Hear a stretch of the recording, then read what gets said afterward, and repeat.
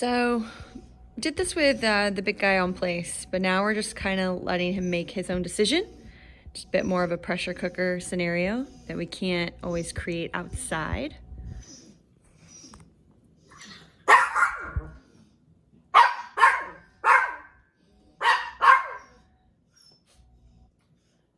Quiet.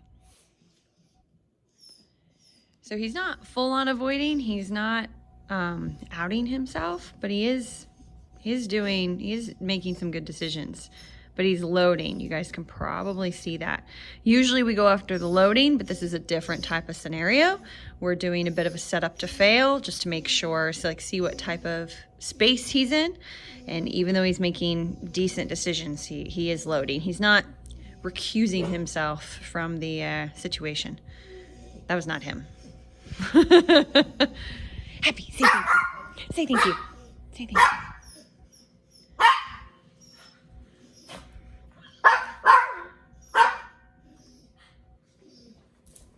Oh, careful, Happy.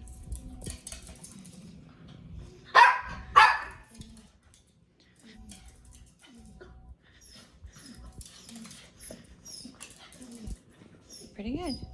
Down.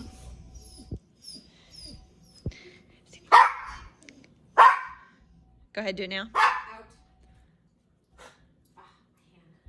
Good. You did do the hand. I didn't even notice until you said that. You're right. She did do that. So what Maxine's talking about is we're trying to give him no cues, like no prep, no nothing. Just we say the word and he moves. And she accidentally moved her hand back, which he definitely, would pick up on. He'd pick up on body language more than verbal. Is that so? He'd pick up on body language more than verbal just because he's so in his own head trying to figure out how to deal with this. Let's just do it again. It's also hard because we often do OUT to this bed, and now we're trying to generalize it to anywhere in the house, and that's still fresh for him. So he has a thinking of to go to this bed, and then he's like, wait, no, I'm supposed to move away from whatever it is he's engaged with.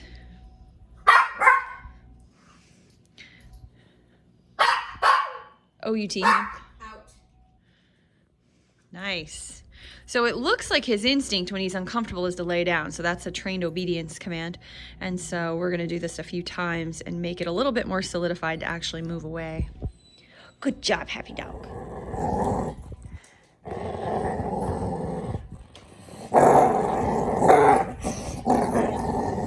Go ahead.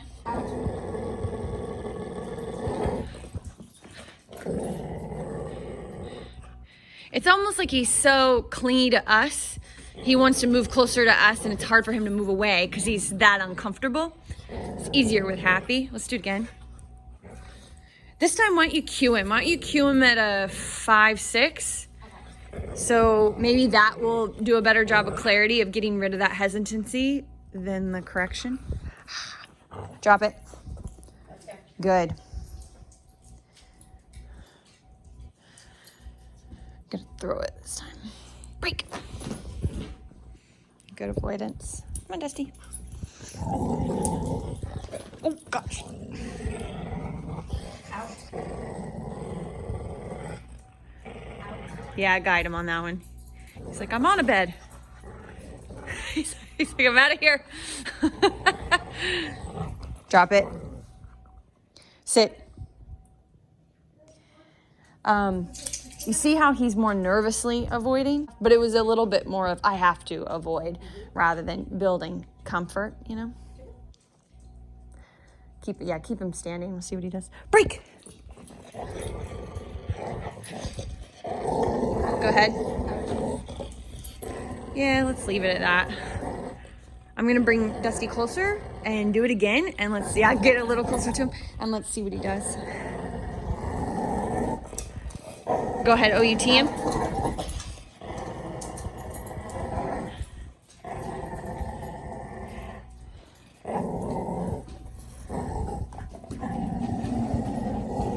Ready?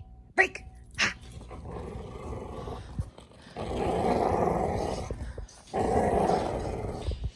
Out.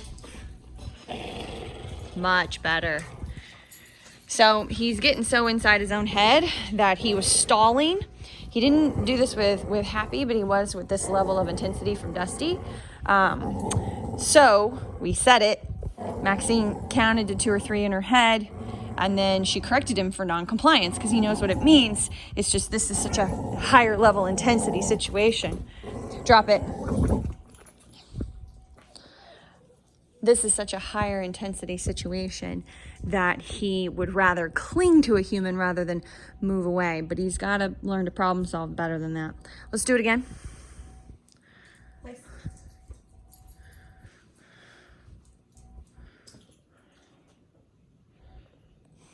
See if how much lasting power it had. Break.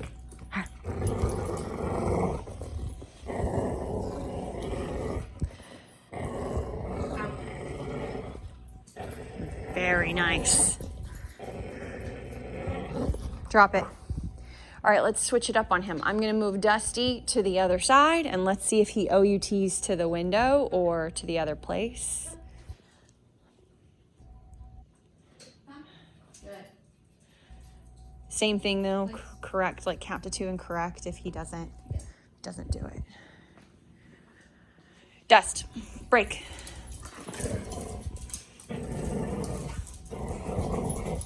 Out. Excellent.